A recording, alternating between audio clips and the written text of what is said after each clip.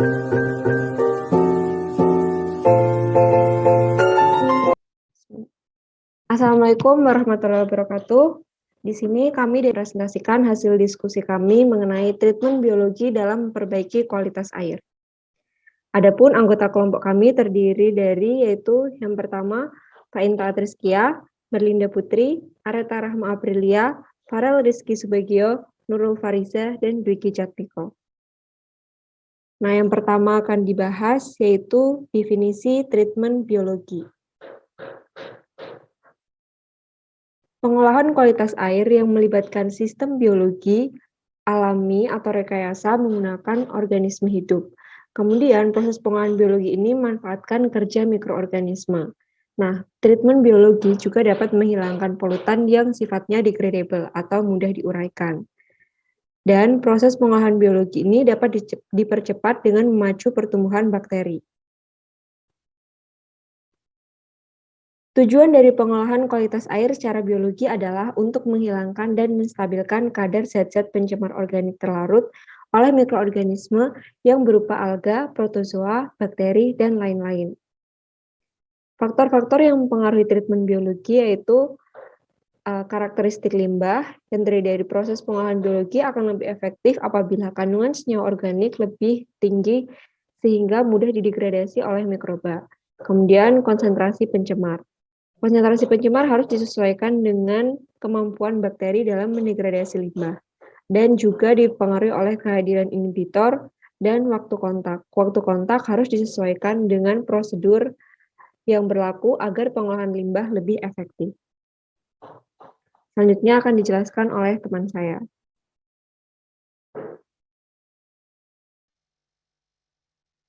Selanjutnya yaitu ada bioremediasi. Next. Bioremediasi merupakan proses yang menggunakan mikroorganisme, fungi, tanaman, atau enzim yang dihasilkan untuk memperbaiki lingkungan yang tercemar. Pada saat proses bioremediasi berlangsung, enzim-enzim yang diproduksi tersebut memodifikasi struktur polutan beracun menjadi tidak kompleks sehingga menjadi metabolit yang tidak beracun dan berbahaya. Next.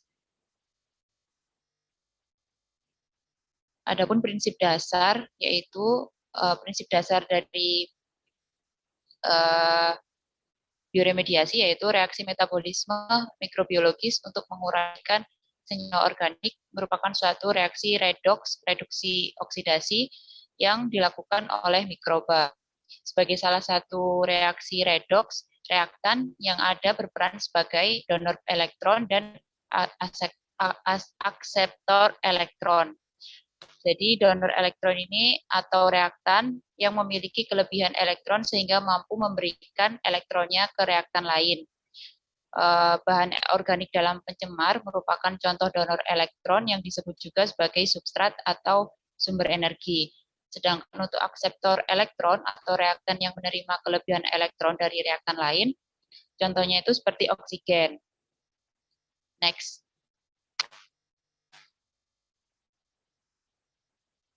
Jenis-jenis bioremediasi yaitu ada tipe biostimulasi, di mana proses penambahan suatu nutrisi dan oksigen ke dalam suatu situs atau tempat yang tercemar dengan tujuan untuk mendukung pertumbuhan dan aktivitas bakteri yang ada di dalam tempat tercemar itu.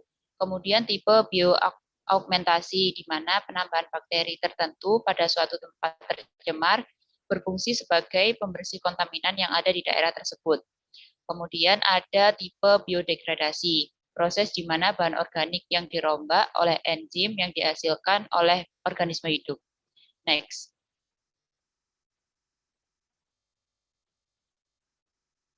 Ini merupakan contoh penerapan proses self-purification di sungai yang diaplikasikan pada IPAL atau instalasi pengolahan air limbah, di mana pengolahan air tercemar secara biologi prinsipnya meniru proses alami dari self-purification di sungai dalam mendegradasi polutan melalui peranan mikroorganisme.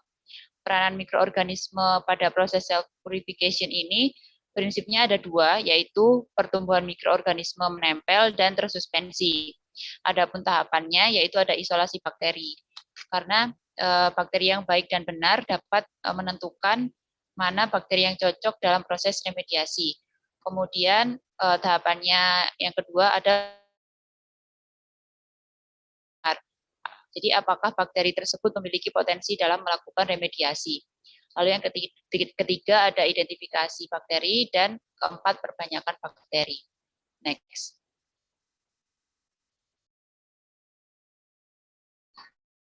Baik, selanjutnya ada fitoremediasi. Next.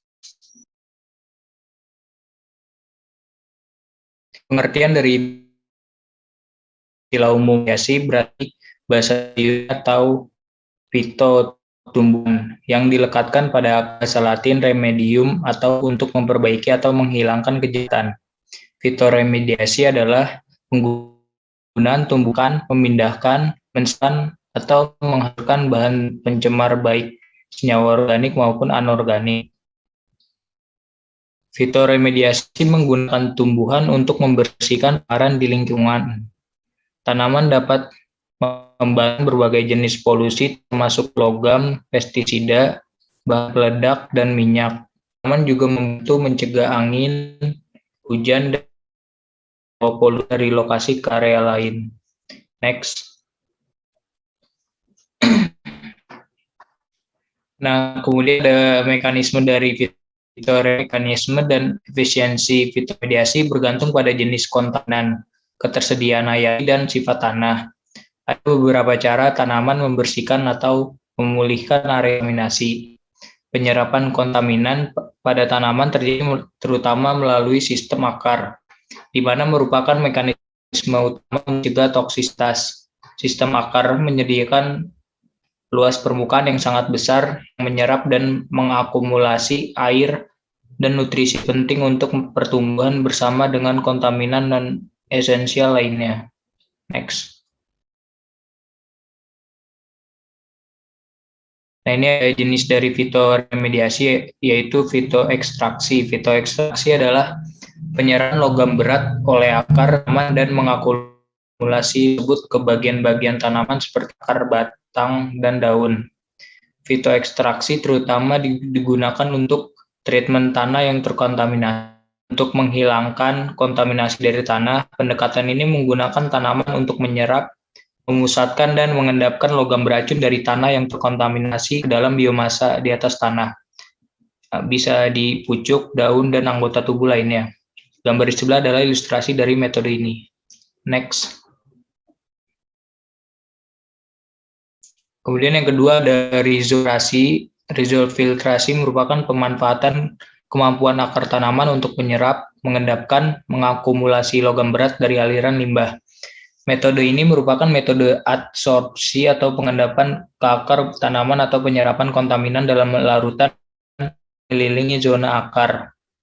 Rizofiltrasi biasanya dieksploitasi di air tanah, baik in situ atau diekstraksi, air permukaan atau air limbah untuk menghilangkan logam atau anorganik lainnya.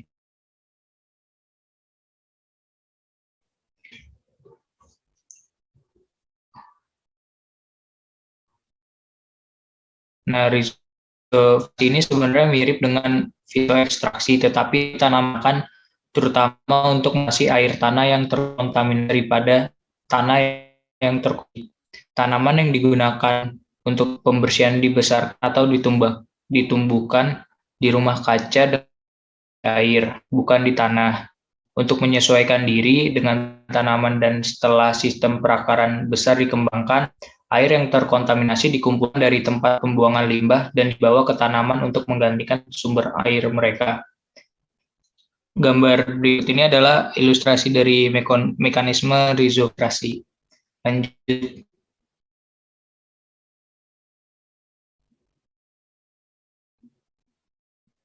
Kemudian yang ketiga ada volatilisasi, melibatkan penggunaan tanaman untuk mengambil kontaminan dari tanah, mengubahnya menjadi bentuk yang mudah menguap, dan memindahkannya ke atmosfer.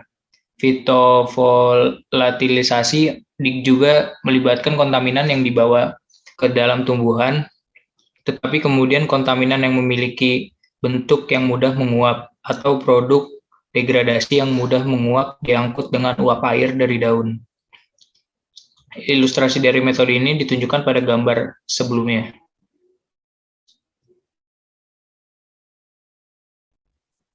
Berikutnya akan dijelaskan oleh teman saya. Selanjutnya, ada pengolahan biologis secara aerobik. Next. Nah, jadi pengolahan limbah cair yang menggunakan mikroorganisme alam, kondisi aerobik atau kondisi yang memerlukan keberadaan oksigen bebas, biasanya digunakan untuk pengolahan limbah dengan bahan organik yang tidak terlalu besar. Nah, berikut ada metode yang digunakan secara aerobik. Yang pertama itu ada oxidation ditch, yaitu sistem yang terdiri dari bak aerasi berupa parit atau saluran yang berbentuk oval yang dilengkapi satu atau lebih rotasi untuk aerasi limbah. Saluran tersebut menerima limbah yang telah disaring dengan waktu hidrolik 24 jam. Dengan keunggulannya, itu efisiensi removal organik yang cukup tinggi dan kelemahannya itu membutuhkan lahan yang cukup luas. Next. Selanjutnya ada activate Sludge.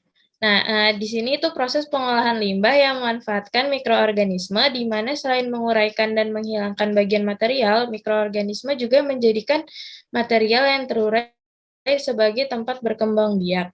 Nah, di sini keunggulannya itu dia daya larut oksigen dalam air limbahnya lebih besar daripada menggunakan kolam aerasi.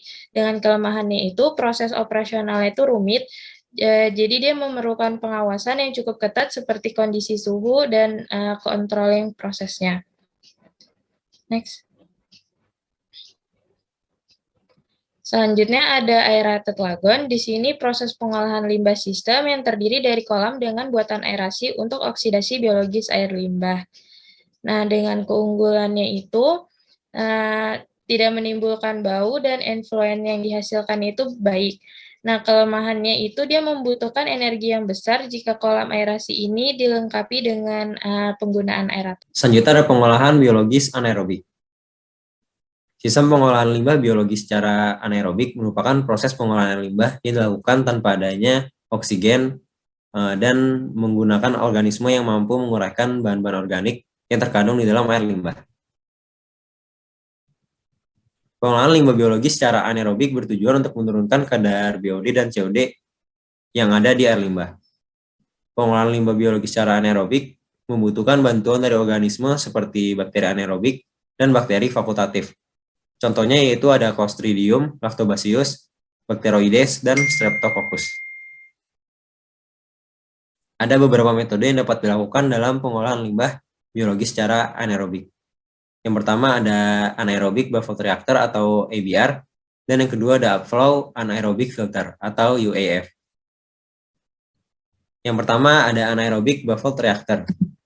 Sistem ini biasanya dilakukan pada awal pengolahan limbah.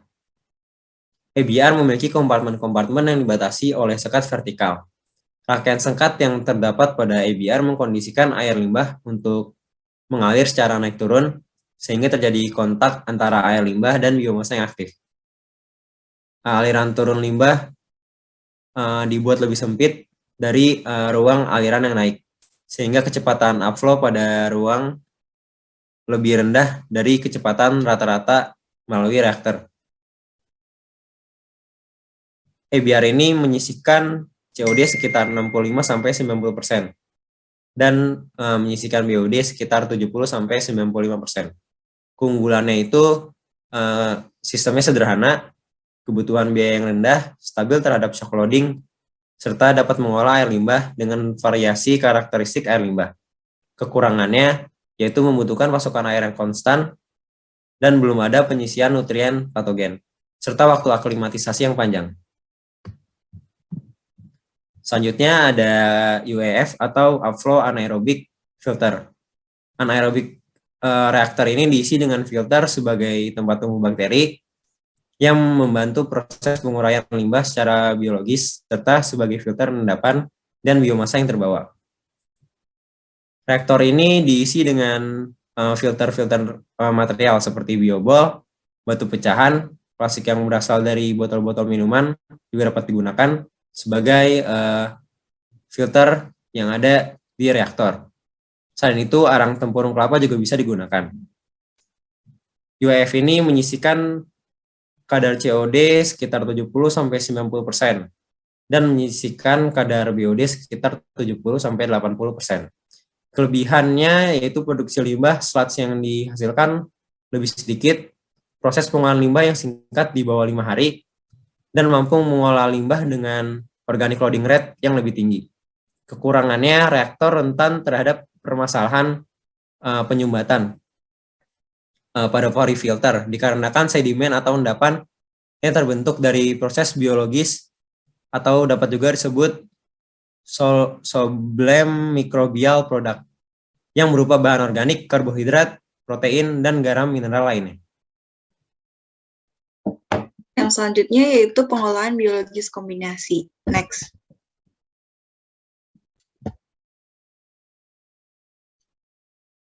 Pengolahan biologis kombinasi ini merupakan gabungan proses anaerobik dan proses aerobik. Proses ini biasanya digunakan untuk menghilangkan kandungan nitrogen di dalam air limbah. Pada kondisi aerobik terjadi proses nitrifikasi, yaitu nitrogen amonium diubah menjadi nitrat. Dan pada kondisi anaerobik terjadi proses denitrifikasi, yaitu nitrat yang terbentuk diubah menjadi gas nitrogen. Dengan pengolahan kombinasi ini dapat menghemat suplai udara, menghemat listrik, dan biaya operasinya relatif rendah. Next. Kemudian pengolahan kombinasi ini dapat diterapkan pada limbah yang memiliki beban organik tinggi. Pengolahan kombinasi ini dibagi menjadi 2 tahap. Tahap yang pertama adalah penguraian secara anaerobik, dan tahap kedua adalah penguraian secara aerobik di penguraian lanjutan. Kemudian ada contoh pengolahan kombinasi. Ada 3. Yang pertama ada biofilter, yang kedua RBC, dan yang ketiga trickling filter. Next. Yang pertama yaitu biofilter. Prinsip kerja dari biofilter ini yaitu mengalirkan air limbah ke dalam reaktor biologis yang telah diisi dengan media penyangga untuk pengembangbiakan mikroorganisme dengan atau tanpa aerasi.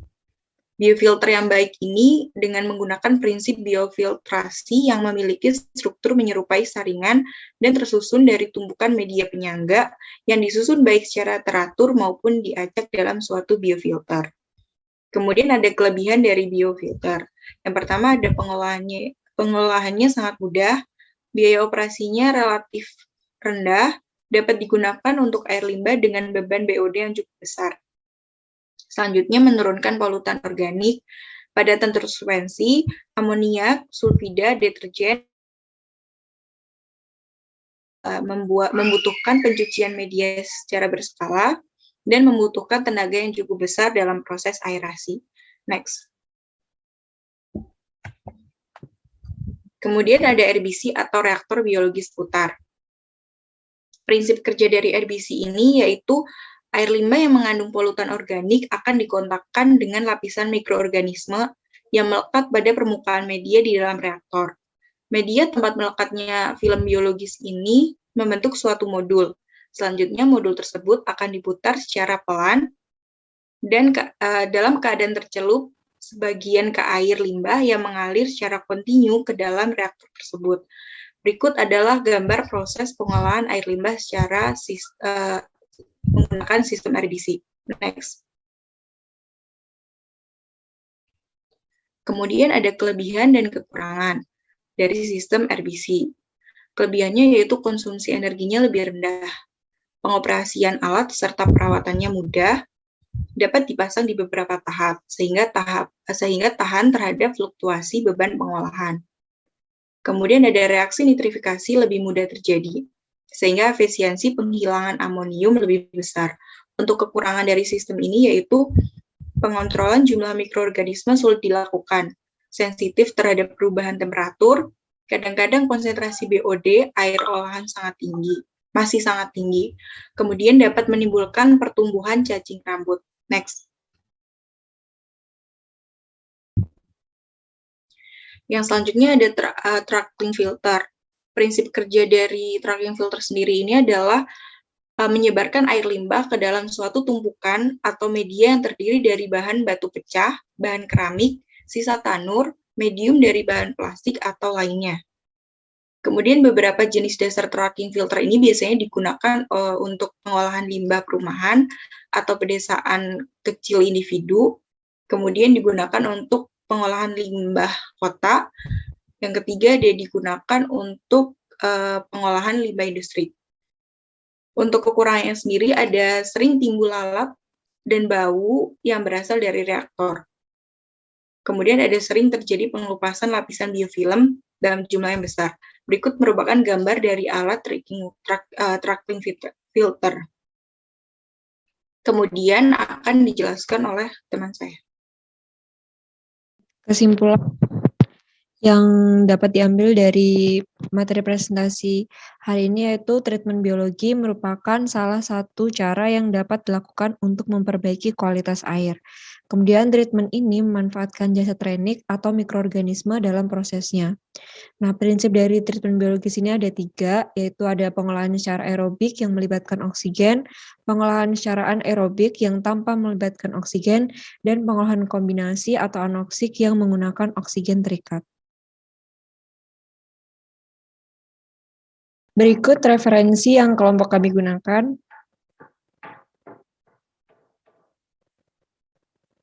Apabila ada kurang dan lebihnya, kami mohon maaf. Wassalamualaikum warahmatullahi wabarakatuh.